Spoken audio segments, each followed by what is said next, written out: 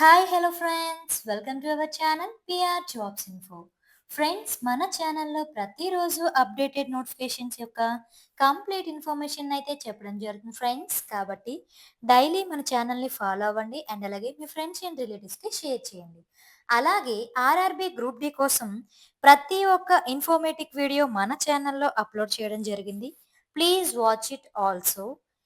And అలాగే ఈ రోజు వీడియోలో అయితే మనం current affairs bits, very very important bits, and అలాగే ఈ కరెంట్ అఫైర్స్ బిట్స్ అనేవి ఈ యొక్క ఆర్ఆర్బి గ్రూప్ డీకే కాదు, ప్రతి ఒక్క కాంపిటేటివ్ ఎగ్జామ్కి కూడా చాలా యూస్ అవుతాయి. మీకు తెలిసిందే కదా కరెంట్ అఫైర్స్ యొక్క వెయిటేజ్ ప్రతి ఒక్క కాంపిటేటివ్ ఎగ్జామ్కి ఎంత ఎంత ఉంటుందో. సో ఈ రోజైతే కరెంట్ అఫైర్స్ బిట్స్ విత్ ఎక్స్ప్లెనేషన్తో తెలుసుకుందాం.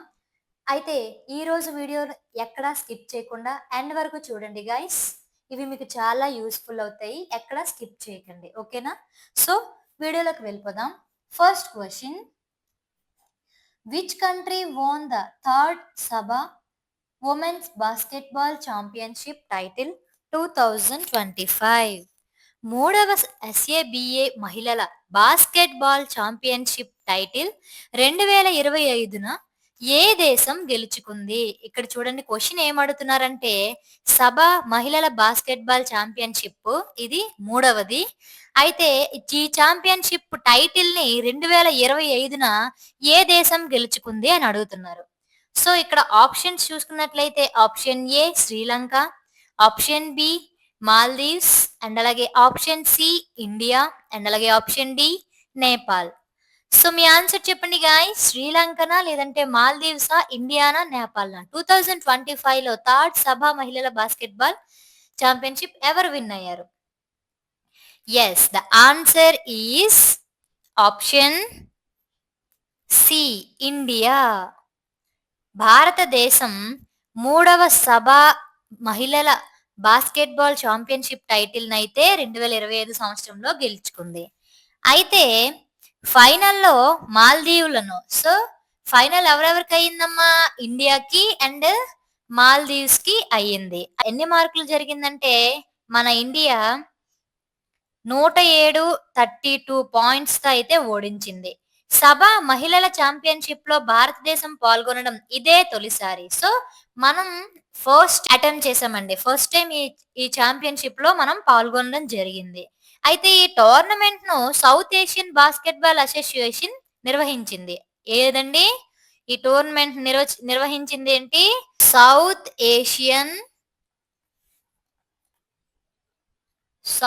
Asian basketball association. South Asian basketball association అయితే నిర్వహించడం జరిగింది. మరియు బాస్కెట్బాల్ ఫెడరేషన్ ఆఫ్ ఇండియా ఆతిథ్యం ఇచ్చిందండి. ఏంటి? Basketball federation of India. ఓకేనా? సో నెక్స్ట్ ఇది 23-26 ఫిబ్రవరి 2025 వరకు ఢిల్లీలోని కేడి జాదవ్ ఇండోర్ స్టేడియంలో జరిగిందండి. అర్థమైందా? ఎక్కడ? ఢిల్లీలో కేడి జాదవ్ స్టేడియంలో అయితే జరిగింది. అయితే సభా మహిళల ఛాంపియన్షిప్ లో 8 అర్హత కలిగిన దేశాలు ఉన్నాయండి. సో ఈ ఛాంపియన్షిప్ లో 8 దేశాలు పాల్గొనగలవు. అవి ఏంటమ్మా?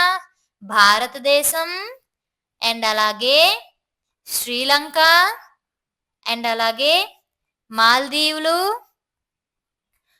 అండ్ అలాగే నేపాల్, మరియు ఆఫ్ఘనిస్తాన్,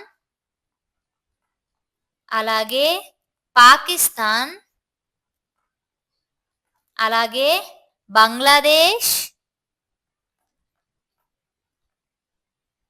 అలాగే భూటాన్. ఈ 8 దేశాలు పాల్గొనవచ్చండి సభ మహిళల బాస్కెట్బాల్ ఛాంపియన్షిప్ ని. ఓకేనా?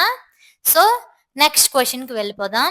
సో సెకండ్ క్వశ్చన్ చూసుకున్నట్లయితే what is the IUCN status of Cape vulture that was recently seen in news? ఇటీవల వార్తలలో కనిపించిన కేప్ వల్చర్ యొక్క ఐయుసిఎన్ స్థితి ఏమిటి? సో, ఇక్కడ కేప్ వల్చర్ ఏంటంటండి?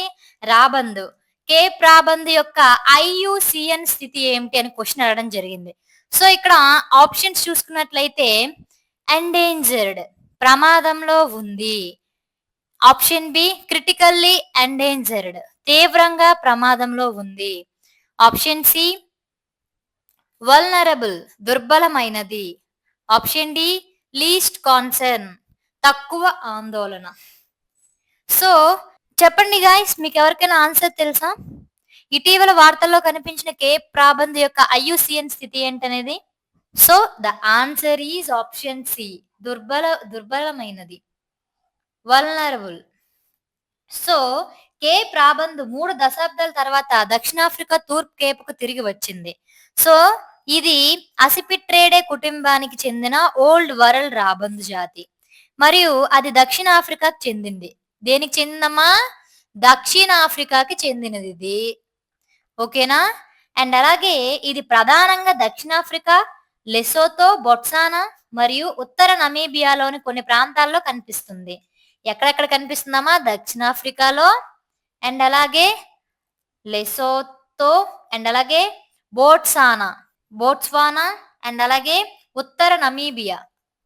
ఉత్తర నమీబియాలో కనిపిస్తుందండి. ఏంటి ఈ కేప్ వల్చర్ అనేది? అయితే ప్రపంచవ్యాప్తంగా 23 రాబందు జాతులు ఉన్నాయి. ఎన్నండి? 23 రాబందు జాతులు ఉన్నాయి ప్రపంచవ్యాప్తంగా. అయితే ఆఫ్రికా, యూరప్ మరియు ఆసియాలో 16 పాత ప్రపంచ రాబందులు మరియు అమెరికాలో 7 కొత్త ప్రపంచ రాబందులు ఉన్నాయి. అయితే రాబందులు కళేబరాలను సమర్థవంతంగా పారవేయడం ద్వారా వ్యాధిని నివారిస్తాయండి. వాటి క్షీణత ఫెరల్ డాగ్స్ మరియు ఎలుకల వంటి స్కావెంజర్ల నుండి వ్యాధి ప్రమాదాలను పెంచుతుంది. ఐయుసిఎన్ రెడ్ లిస్ట్ ఆఫ్ బెదిరింపు జాతులలో కేప్ రాబందు హాని కలిగించే జీవిగా జాబితా చేయబడింది. ఓకేనా? సో, ఇది కేప్ రాబంద్ అనేది హాని కలిగించే జీవిగా జాబితా చేయబడింది. ఓకేనా? దీనివల్ల చాలా హాని అయితే కలిగిస్తుంది. నెక్స్ట్ క్వశ్చన్కి వెళ్ళిపోదాం. Which regulatory body has launched a centralised database portal for corporate bonds called bond central అని పిలిచే కార్పొరేట్ బాండ్ల కోసం కేంద్రీకృత డేటాబేస్ పోర్టల్ను ఏ నియంత్రణ సంస్థ ప్రారంభించింది? సో, ఇక్కడ ఆప్షన్స్ చూసుకున్నట్లయితే option A Reserve Bank of India, option B Securities and Exchange Board of India, option C Insurance Regulatory and Development Authority of India, option D Ministry of Finance. So, మీ answer చెప్పండి guys. చెప్పండి answer. Yes, the answer is Securities and Exchange Board of India. SEBI is the right answer. అయితే Securities and Exchange Board of India bond central అని పిలువబడే corporate బాండ్ల కోసం కేంద్రీకృత database పోర్టల్ను ప్రారంభించింది. ఇది భారతదేశంలోని కార్పొరేట్ బాండ్లపై సమాచారం యొక్క ఏకైక ప్రామాణికమైన వనరుగా పనిచేస్తుంది. స్టాక్ ఎక్స్చేంజ్లు మరియు డిపాజిటర్ల వంటి మార్కెట్ ఇన్ఫ్రాస్ట్రక్చర్ ఇన్స్టిట్యూషన్స్ సహకారంతో online bond platform providers association దీనిని అభివృద్ధి చేసింది. పోర్టల్ యాక్సెస్ చేయడానికి ఉచితం మరియు ప్రజలకు సమాచార రిపోజిటరీగా పనిచేస్తుంది. ఇది పారదర్శకతను పెంపొందించడం మరియు పెట్టుబడిదారులకు సమాచారంతో కూడా నిర్ణయాలు తీసుకోవడంలో సహాయం చేయడం లక్ష్యంగా పెట్టుకుంది. ఓకేనా? సో, నెక్స్ట్ క్వశ్చన్కి వెళ్ళిపోదాం. Diyaslai is the autobiography of which Nobel peace prize laureate? So, Diyaslai ఏ నోబెల్ శాంతి బహుమతి గ్రహీత ఆత్మకథ? సో, దియాస్లై ఏ నోబెల్ శాంతి బహుమతి గ్రహీత యొక్క ఆత్మకథ? So, option A Malala Yousafzai, option B Kailash Satyarthi, option C Chandrashekhar S, option D Mother Teresa. So, మీ ఆన్సర్ చెప్పండి గాయ్స్. దియాస్లై ఏ నోబెల్ శాంతి బహుమతి గ్రహీత యొక్క ఆత్మకథ? Yes, the answer is option B. Kailash Satyarthi is the right answer. So Indira Gandhi national centre for the arts మరియు Satyarthi movement for global compassion Diyaslai పై చర్చను నిర్వచించాయి. డిఎస్లై అనేది నోబెల్ గ్రహీత కైలాష్ సత్యార్థి యొక్క ఆత్మకథ. విదిశ నుండి బాలల హక్కుల కోసం అతని పోరాటం వరకు అతని ప్రయాణాన్ని వివరిస్తుంది. ఇందులో ఏంటుంటుందమ్మా? సో దియాస్లై అంటే ఏంటి అసలు? ఇది ఎవరి ఆత్మకథ అంటే కైలాష్ సత్యార్థిది. అయితే ఇందులో ఏముంటుందమ్మా? విదిశ విదిశ నుండి బాలల హక్కుల కోసం అతను చేసిన పోరాటం. ఏం పోరాటం? బాలల హక్కుల కోసం చేసిన ఆయన పోరాటం మొత్తం ప్రయాణం ఇందులో ఉంటుందండి. అయితే మధ్యప్రదేశ్లో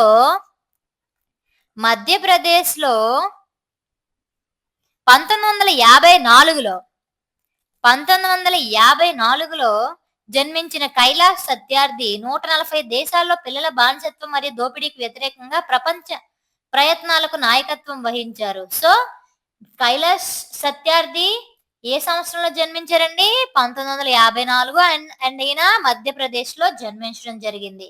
అయితే ఈయన 140 దేశాల్లో పిల్లల బానిసత్వం మరియు దోపిడీకి వ్యతిరేకంగా ప్రపంచ ప్రయత్నాలకు నాయకత్వం వహించారు. అతని సంస్థ బాల కార్మికుల మరియు అక్రమ రవాణా నుండి 138,000 మంది పిల్లలకు రక్షించిందంట. సో ప్రపంచ సమస్యల పరిష్కారానికి కరుణ కీలకమని ఆయన బల్లగుద్ది చెప్పడం జరిగిందండి. ఓకేనా? నెక్స్ట్ క్వశ్చన్కి వెళ్ళిపోదాం. So which country is the host of European leaders summit 2025? European leaders summit 2025కి ఆతిథ్యం ఇచ్చే దేశం ఏది? Option A United Kingdom, option B France, option C Belgium, option D Finland. So మీ ఆన్సర్ చెప్పండి గాయ్స్. యూరోపియన్ లీడర్ సమ్మిట్ 2025కి ఆతిథ్యం ఇచ్చే దేశం ఏదని ఇక్కడ క్వశ్చన్ అడగడం జరిగింది. So the answer is option A United Kingdom is the right answer. అయితే యూకే ఉక్రెయిన్ కు మద్దతు ఇవ్వడానికి మరియు కాల్పుల విరమణ ప్రణాళికను చర్చించడానికి యూరోపియన్ నాయకుల శిఖరాగ్ర సమావేశాన్ని నిర్వచించింది. అయితే యుఎస్ కోసం కాల్పుల వివరణ ప్రతిపాదనను రూపొందించడానికి బ్రిటన్, ఫ్రాన్స్, సో బ్రిటన్ అలాగే ఫ్రాన్స్ మరియు ఉక్రెయిన్ అంగీకరించాయి. సో సమ్మిట్ జెలెన్స్కీ మరియు ట్రంప్ మధ్య కీలక సమావేశం తరువాత యుఎస్ మద్దతు గురించి ఆందోళనలు పెంచుతుంది. ఎవరెవరికి అయిందండి మీ మీటింగ్ అనేది, సమావేశం అనేది? Zelensky and Trump. సో వీళ్ళ మధ్య సమావేశం తర్వాత యుఎస్ మద్దతు గురించి ఆందోళనను పెంచుతుంది. ఈ సదస్సులో Germany, Denmark, Netherland, Norway, Spain, Canada, Finland, Sweden, చెక్ రిపబ్లిక్ మరియు రొమేనియా ప్రతినిధులు ఉన్నారు. బ్రిటన్, ఫ్రాన్స్ మరియు ఉక్రెయిన్ కాల్పుల విరమణ ప్రతిపాదనకు అమెరికాకు అందించడానికి అంగీకరించడం జరిగింది. ఓకేనా? So next question. Kawal tiger reserve is located in which state? Kawal tiger reserve ఏ రాష్ట్రంలో ఉంది? So option A Odisha, option B Madhya Pradesh, option C Jharkhand, option D Telangana. So మీ ఆన్సర్ చెప్పండి గైస్. కవాల్ టైగర్ రిజర్వ్ ఏ రాష్ట్రంలో ఉంది? Yes, the answer is option D తెలంగాణలో ఉందండి. కవాల్ టైగర్ రిజర్వ్ అనేది ఏ రాష్ట్రంలో ఉందమ్మా? తెలంగాణలో ఉంది. అయితే కవాల్ టైగర్ రిజర్వ్ లో ట్యాంకులు, గుంటలు మరియు సహజ రిజర్వాయర్లకు నీటి సరఫరాను మెరుగుపరచడానికి బోర్వెల్ల దగ్గర సోలార్ పంపుల వంటి సాంకేతికతను ఉపయోగించారు. ఏం ఉపయోగించారండి? సోలార్ పంపుల వంటి సాంకేతికతను ఉపయోగించారు. డెక్కన్ ద్వీపకల్పం, సెంట్రల్ హైలాండ్స్ లో భాగంగా గోదావరి నది వెంబడి తెలంగాణలో ఈ రిజర్వ్ ఉంది. ఎక్కడ ఉందండి? గోదావరి నది వెంబడి సెంట్రల్ హైలాండ్స్ లో అండ్ డెక్కన్ ద్వీపకల్పం దగ్గర ఉన్న గోదావరి నది వెంబడిలో ఈ రిజర్వ్ ఉంది. ఇది సహ్యాద్రి పర్వత శ్రేణుల్లో నెలకొని ఉంది. ఎక్కడండి? సహ్యాద్రి. సహ్యాద్రి పర్వతం. సహ్యాద్రి పర్వత శ్రేణిలో నెలకొని ఉంది. మరియు 2012లో టైగర్ రిజర్వ్‌గా ప్రకటించబడిందండి. ఎప్పుడండి? 2012వ సంవత్సరంలో కవాల్ టైగర్ రిజర్వ్‌గా ప్రకటించబడింది. అయితే ఈ రిజర్వ్ అభయారణ్యం యొక్క దక్షిణాన ప్రవహించే గోదావరి మరియు కడం నదుల పరివాహక ప్రాంతంగా పనిచేయడం జరుగుతుంది. ఓకేనా? So next question. What is the primary objective of the Blue Ghost mission? Blue Ghost mission యొక్క ప్రాథమిక లక్ష్యం ఏమిటి? So option A to enhance understanding of the lunar environment, చంద్ర వాతావరణంపై అవగాహన పెంచడానికి. అండ్ అలాగే option B to analyse the atmospheres of ఎక్స్ప్లానెట్ల వాతావరణాన్ని విశ్లేషించడానికి. Option C to investigate Jupiter's moon Europa, బృహస్పతి చంద్రుడు యూరోపాను పరిశోధించడానికి. Option D to study the inner heliosphere and the solar wind, అంతర్గత హీలియోస్పియర్ మరియు సౌర గాలిని అధ్యయనం చేయడానికి. సో బ్లూ గోస్ట్ మిషన్ యొక్క ప్రాథమిక లక్ష్యం ఏంటమ్మా? చెప్పండి. Yes, the answer is option A to enhance understanding of the lunar environment, చంద్ర వాతావరణంపై అవగాహన పెంచడానికి బ్లూ గోస్ట్ మిషన్ యొక్క ప్రాథమిక లక్ష్యంగా పేర్కొన్నారు. అయితే ఫైర్ ఫ్లై ఏరోస్పేస్ యొక్క బ్లూ గోస్ట్ లూనార్ ల్యాండర్ నియంత్రిత అవరోహణ తర్వాత చంద్రుని మేర్ క్రిషియం ప్రాంతంలో విజయవంతంగా ల్యాండ్ అయింది. ఎక్కడండి? చంద్రుని మేర్ క్రిషియం ప్రాంతంలో. మేర్ క్రిషియం. అండ్ అలాగే ఇది ప్రైవేట్ సెక్టార్ చంద్ర అన్వేషణను పెంచడానికి commercial lunar payload services program కింద 10 NASA పేలోడ్లను కలిగి ఉంది. ఇది ఒక ప్రైవేట్ సెక్టార్ చంద్ర అన్వేషణ పెంచడానికి కమర్షియల్ లూనార్ పేలోడ్ సర్వీసెస్ అంటే CLPS ప్రోగ్రామ్ కింద 10 NASA నాసా పేలోడ్లను కలిగి ఉంది. అయితే మట్టి సేకరణ కోసం వాక్యూమ్ మరియు 3 మీటర్ల లోతు వరకు ఉష్ణోగ్రతను కొలిచే డ్రిల్ ఉపయోగించి చంద్ర వాతావరణాన్ని అధ్యయనం చేయడం ఈ మిషన్ యొక్క ముఖ్య లక్ష్యం. అయితే ఇది దాని భౌగోళిక చరిత్రను అర్థం చేసుకోవడానికి ఉష్ణ ప్రవాహం, ప్లూమ్ ఉపరితల పరస్పర చర్యలు మరియు చంద్రుని అయస్కాంత మరియు విద్యుత్ క్షేత్రాలను విశ్లేషిస్తుంది. శాస్త్రీయ అధ్యయనాలు మరియు సాంకేతిక ప్రదర్శనలను నిర్వహించడానికి ల్యాండర్ 14 ఎర్త్ డేస్ పనిచేస్తుంది. ఓకేనా? Next question. India has recently secured 9,000 SQKM exploration block in which country to explore copper and cobalt? భారతదేశంలో ఇటీవల ఏ దేశంలో రాగి మరియు కోబాల్ట్లను అన్వేషించడానికి 9,000 చదరపు కిలోమీటర్ల అన్వేషణ బ్లాక్ను పొందింది? So option A Zambia, option B Chile, option C Peru, option D China.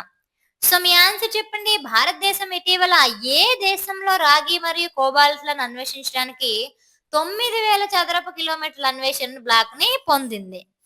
So answer is option A Zambia is the right answer.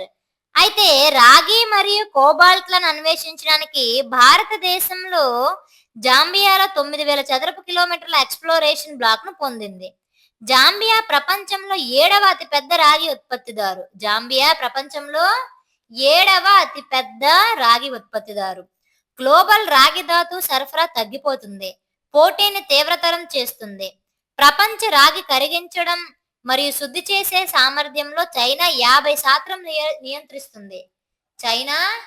50% అయితే ఈవీ బ్యాటరీలు పునరుత్పాదక శక్తి వలన క్లీన్ టెక్నాలజీల కారణంగా రాగి డిమాండ్ అనేది పెరుగుతుందండి. రాగిది డిమాండ్ దేనివల్ల పెరుగుతుందంటే ఈవీ బ్యాటరీల పునరుత్పాదక శక్తి మరియు క్లీన్ టెక్నాలజీల కారణంగా రాగి డిమాండ్ పెరుగుతుంది.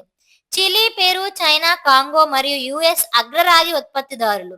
అయితే భారతదేశం, చైనా మరియు యుఎస్ రాగి సరఫరా గొలుసులను భద్రపరుస్తున్నాయి.